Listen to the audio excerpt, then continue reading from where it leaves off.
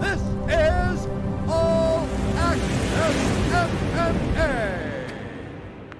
We got Boston Strong, Charles Rosa back here on the program. He's going to be taking on Justin Jaynes coming up here at UFC Fight Night next Saturday. Charles, how's it going? Great, man. Feeling good. Just got back from training right now. Did one of my last sparring sessions. Couldn't be in better shape. Couldn't feel better, man. Super pumped. Good to hear. We'll get into camp in a sec. But tell me how this all came together, because interesting thing, I don't know if people know, you and Justin have the same management, so I imagine the negotiations were pretty easy. Yeah, it seemed pretty simple. My manager called me. I mean, it was interesting because, on my last fight, when I fought Derek Minor, I came off before I fought Derek. I mean, I didn't really mention it because, I don't make excuse or nothing, but I hurt my thumb pretty bad. It was, I tore my thumb, ended up getting surgery on it after the fight. I fought with it broken, whatever, but I got surgery after. Man, brand new. It fucking feels good. And, so I was actually, in the cast when he called me, my manager, and I was like, yeah, you want to fight? And I've, always said yes to a fight. I was like, yeah, if you think it's good, man. I'm supposed to be cleared in a couple weeks, and I love the matchup, and I love the fight, and, it's obviously, it was kind of weird because he managed Justin too, but, it's really a great fight. It's a great fight for me, obviously, him coming off of a couple losses, and it's a great fight for me to get right back in there. You know what I'm saying? The worst thing, anytime you lose a fight or whatever, the best, only way to get, rebound and get back is to get a W. So that's what I want to get right back in there, get this W and on to the next one and keep chasing my world title. And it's going to be an exciting fight. I mean, Justin Jaynes is a guy that is not afraid to stand and trade. Love the matchup, love the style of it. How do you look at this fight from a sort of a style perspective on your end? Yeah, I love the fight. I mean, I think a lot of the last two losses I had out of whatever X amount of fights, the only way I really showed that I've lost is through a couple decision losses is, guys wrestling me. So, that's obviously something that I neglected after my neck injury. I stopped wrestling because that's how I hurt it. So I was like, I'm just going to not wrestle anymore. Right. And I paid the price. I won 2 fights. I won 2 big fights, but I also lost 2 big fights. And the 2 I lost was because of wrestling. So, I got into the sport to be a world champion, and I didn't get in this just to fight in the UFC and to collect a paycheck. So, I made the decision after the loss of Derek Minor, and I said, you know what, I'm going to do what I did before and what I had success doing. I'm going back to wrestling. If my body pays the price for it, it is what it is. But, luckily, my neck is 100%, and I started wrestling again. I haven't had any issues. I had a full camp, no injuries, feel amazing. And, I went back to the steady grinding that I used to do, the hard wrestling and the hard sparring. And I couldn't be more ready. So, that's something I didn't do those last 4 fights. And I brought it back. I feel ready. Is there anyone specifically you brought in for the wrestling, or just, because, I mean, you're at a huge team, right? There's a lot of, fighters that you have the opportunity to train with, right? Yeah, for sure, man. I've been working with a lot of guys. I have my buddy Matt Waggy, wrestled in college. So I've been working with him every day. We have him as my training partner, kind of more of a body. But, I've also been training over at Sanford MMA and working with some of the wrestling coaches over there, like Greg Jones, Kami Barzini, and, obviously they have a plethora of guys, and it's right down the street from me in Boca, so amazing gym. And, I've been working at American Combat Gym with Coach Charles McCarthy, and, Matt Waggy's one of the coaches and one of the wrestling coaches there, and he's been a friend of mine for, his whole life. He trained it out. I remember it must have been 8 or 9 years ago. We flew him down me and Coach Charles McCarthy flew him down to Sacramento and dropped him off at Team Alpha Male. And he already had his wrestling credentials, and he ended up training there for 5 or 6 years. He lived in Sacramento, so he, built all that knowledge from Lance Palmer, Chad Mendez, all the guys at Team Alpha Male, Uriah Faber. I mean, you know what I'm saying? Some of the best guys in the sport. So he, was able to bring that knowledge back to me, and he's been, putting it on me and teaching me everything. And man, I've really, really developed my game, and I'm super excited to show it off June 26th. Now, correct me if I'm wrong. Is this the first time you've trained at Sanford MMA? Because I know, obviously, you've been at American Top Team for a very long time. Yeah, for sure. I mean, pretty much, things kind of were crazy. I mean, I keep good relationships. I always have good relationships with people. And, Coach Mike Brown was my coach for years, and amazing coach, one of the best coaches I ever had in my life. It's just, once Charles McCarthy, started his own gym, he started American Combat Gym, they kind of came up, the American Top Team kind of came up with a new, a new way of doing things. It was just hey, Charles, we changed our policy. We did some things, you're one of the guys that's always been grandfathered in. You've been here for freaking 10, 12 years. You literally came up as an amateur here, and we love you, but you kind of have to like either pick one or the other. Okay, yeah, that makes sense. One or the other. And like, man, it was heartbreaking for me, man. Like, it was like, what do I do? Like, do I stay with the coach who got me into this, Charles McCarthy, who brought me to American Top Team and did everything? He was an American Top Team fighter. Or do I move forward and do I stick, stay true and loyal to the person who got me into it and the team and, do things a certain way? And, I just, especially at the time of the Corona and all this stuff, and, they have the Sanford gym now, and Charles has the American Combat Gym. I did what I thought was best for me as a fighter. I think as a mixed martial artist, it's important that you learn from all aspects of the game, from all coaches, and you don't keep in one spot, because that's how you stay stagnant. Like, you look at like all the greats of all the fighters, is mixed martial arts isn't like, you don't just go one spot. Like, every mixed martial artist and every great champion is trained with all the best of the best, and that's how you become the best. So, I like to keep that option open, so that's what I'm doing, continuing to get better and be a better mixed martial artist. What was the connection to Sanford? Like, did you know someone specifically over there to start training there, or how did that work? Yeah, actually, my buddy Dustin Scrappy Lampros was, he started training over there. I actually told him to go over there, honestly, and then one of the guys hung over there he was a ONE FC champion. He was a guy that, I met and took a liking to, and he was awesome. And, I've always been cool with Sean Soriano, even though I fought him back in the day in Boston, had that fight against him. He's always, a guy from Providence. I'm from Boston. We've always had a good relationship.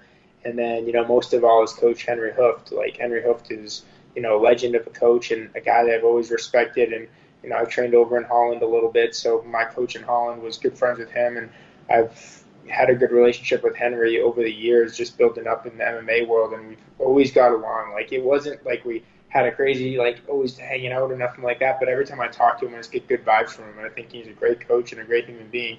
So, like I said, it's, if you want to be the best, you got to be around the best people. So that's what I try to surround myself with, and that's what I'm doing now. And man, I had one of the best camps of my life, so I'm excited to show it off June 26th. Just last thing on the camp, who are you getting to work with over there? I know it's a big gym. You mentioned Sean Soriano. Like, are there any specific training partners you get to work with over there at Sanford? Yeah, I mean, Sean, I think, is probably my favorite because, like, I do the kickbox. I've done a couple good kickboxing classes with him. You know what I'm saying?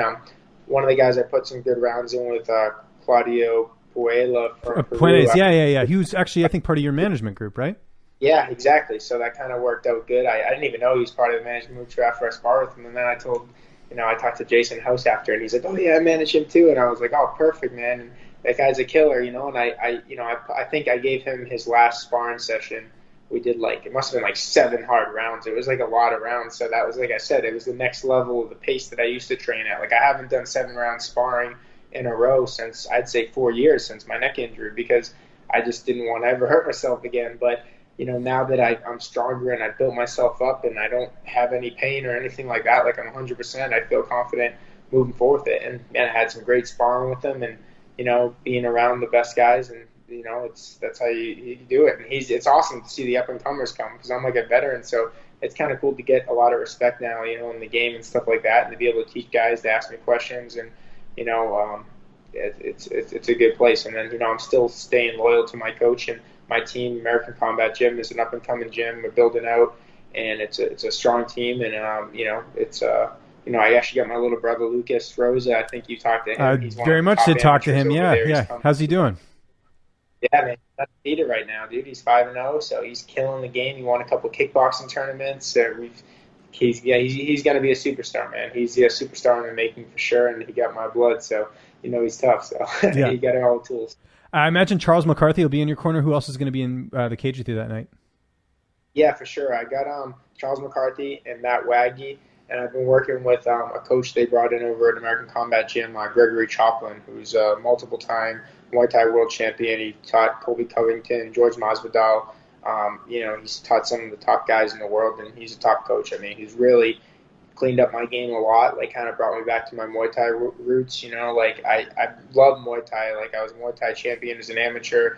I'm undefeated in kickboxing. Most people don't know about that about me, because I'm in MMA. I don't really have time to be doing kickboxing tournaments and stuff like that. But, he brought me back to that a little bit. You always see, my karate style, but, he really tightened up my defense and got my defense tighter, especially for the opponent that I'm fighting. Justin Jaynes is a hard puncher. He comes forward. So, if I have my hands down or something like that, and I'm trying, that karate distance down, and a guy just blitzes you, it's hard to time that. So now that I got, him and I got Gregory Choplin in my corner, amazing.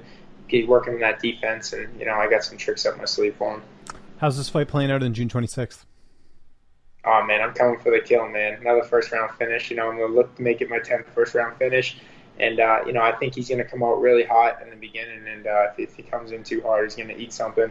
And I think I'm going to knock him out. And, I don't know if he's going to try to wrestle me because of the success that the other guys have had. But that's all I've been doing, man. I've been wrestling and doing stand-up. And I think it's going to be a tough night for him. I noticed you've never lost 2 straight fights in your career, so are you feeling good about that? If all, the sort of the record going on, you've never lost 2 in a row?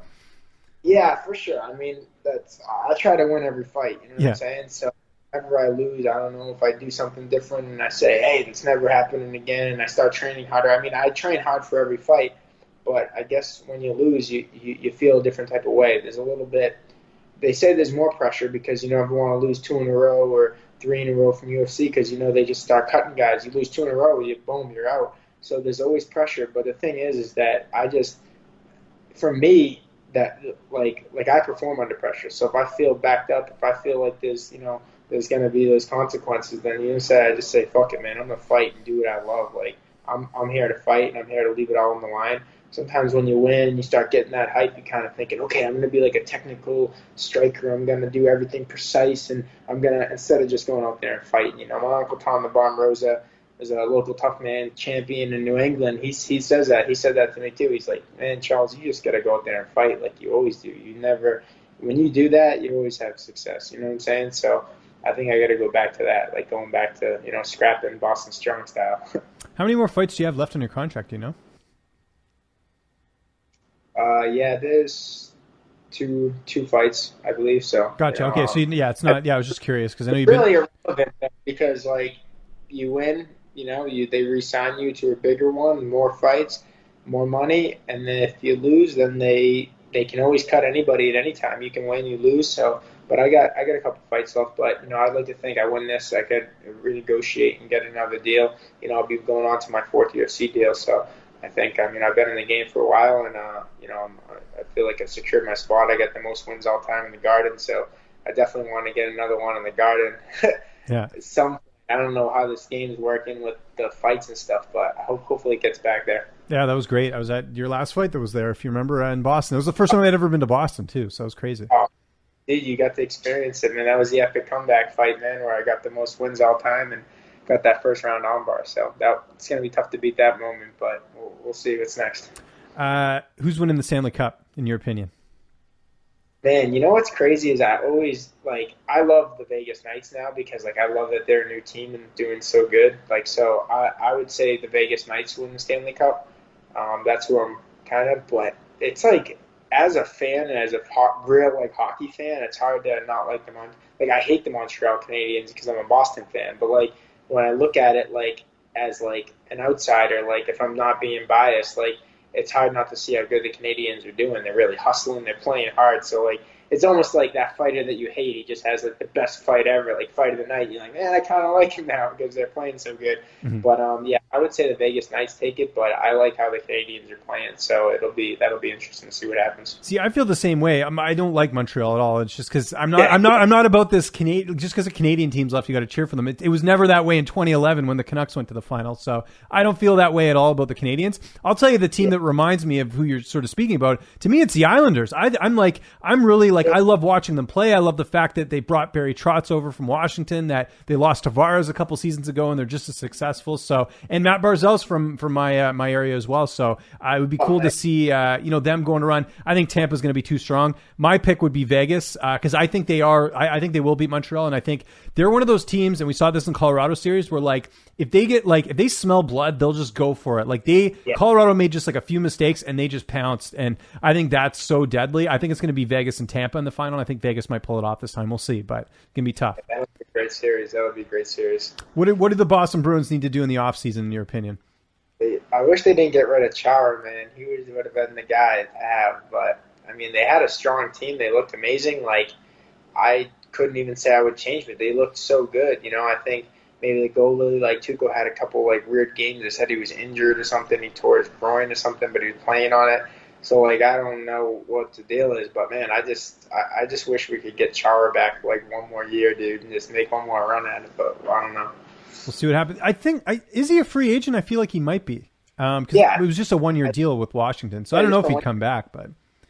Yeah, who knows? But I think if we got that same team with Chara, we win it. But I don't know. It's going to be an interesting offseason because, I mean, there's so much. We got Seattle coming in, right? So there's going to be players going to that team. You've got, and by the way, free agency, I believe, is July 28th now. It's not July 1st. So there's going to be a lot of movement there. And then you got all these players that might get moved. Like Jack Eichel is the latest one that Buffalo's trying to move him now. And like, there could be a lot of parity going on, right?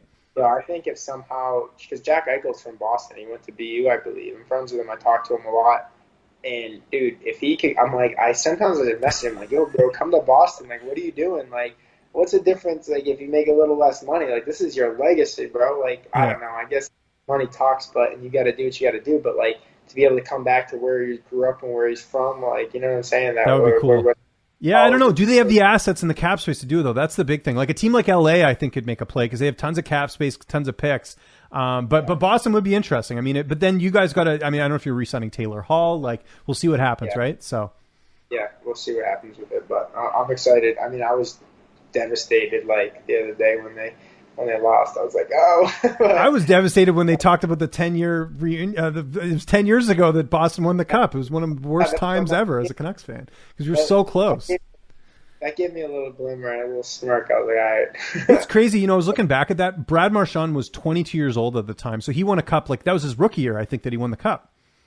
Wow, man. Yeah, dude. He's still killing it, dude. He had such a good pro season. Like, he's a savage, bro. He's like my favorite player now, man, watching him. He's just so You're still talking to him, right? You guys keep in touch? He's going for it. He never quit. Yeah, I talked to him. Yeah, man. He's awesome, man. I just, that's like, I always think, like, if I was in the NHL, I'd be like Marchand, you know, a little scrappy guy. He's always getting random fights here and there, you know, talking a little bit. But it's part of the psychology of it. You know, you want to get in these guys' heads a little bit. So I think it's pretty cool.